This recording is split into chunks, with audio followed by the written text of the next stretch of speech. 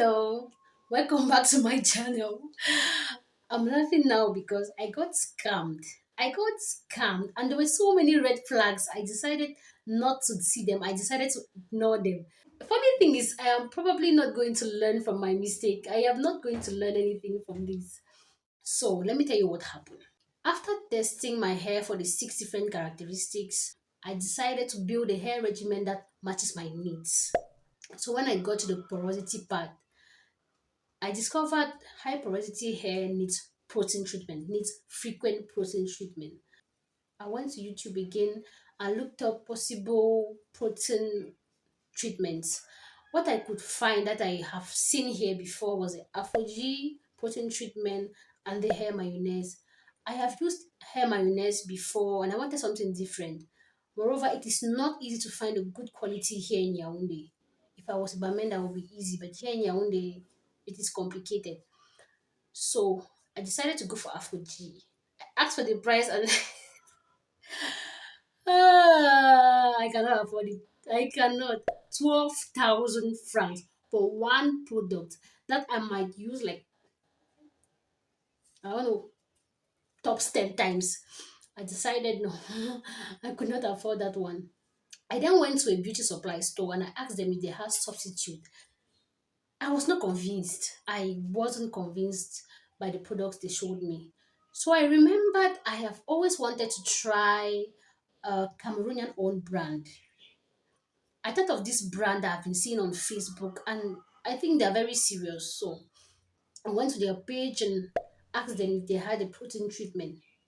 Two people replied, first red flag. Two people replied at the same time. So two of them sent me a picture of the same products. I was like, okay, it is possible that there are many sellers working for the same brand and they are there to attend to clients on their Facebook page. Makes sense, right?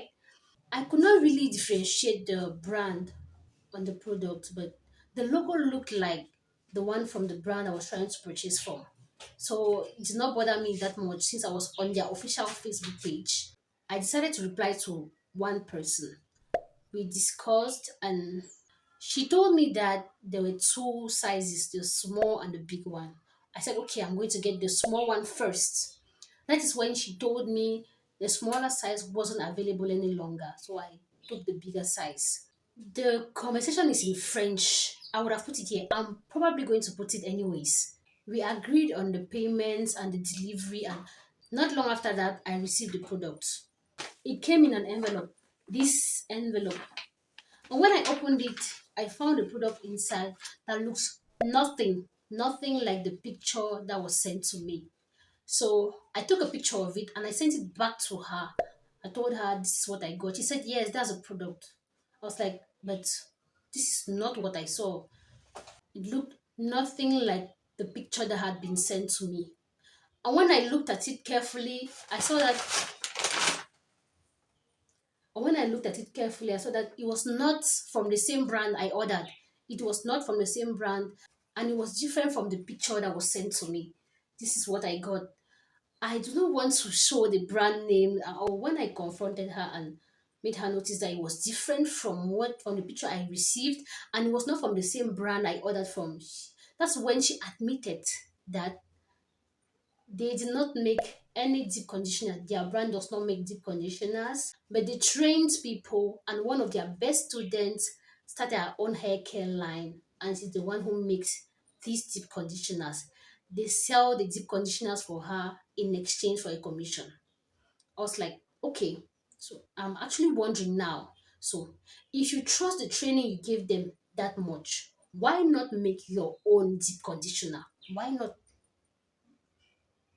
And even if you don't want to make deep conditioners, even if it does not enter in what you want to do, why not tell the client from the beginning that the deep conditioner you are selling to them is not part of your brand? Why not? I did let her know that it would have been better for her to explain these things to me from the start. She said she was sorry and I should not worry about the quality of the product is best quality possible. Issue is I do not trust the products and I don't trust their brand anymore. I've not even used the products. I have breathed in since. I am probably going to use the product, and I am still going to order more products from them because I have hope, I have faith that the made in Cameroon brand is going to mean quality in the nearest future. Like, I want to give it a try. I still want to give them another chance. And I'm still going to buy this product from the same woman. I'm going to contact her directly through WhatsApp again to get the next product I'm buying, because I hope that she's not going to make the same mistake two times. So I I know I am stupid, but something just tells me I should give them another try. I should just try to buy another product from them just to see how it turns out this time around. I should test their products and see if the quality is there. Maybe the problem is just at the sales level, maybe the problem is just at communication level, and the product is actually of good quality. That is all I have for you today, guys. Remember, things may seem difficult for you today, but they are definitely going to get better soon. Take care. Bye.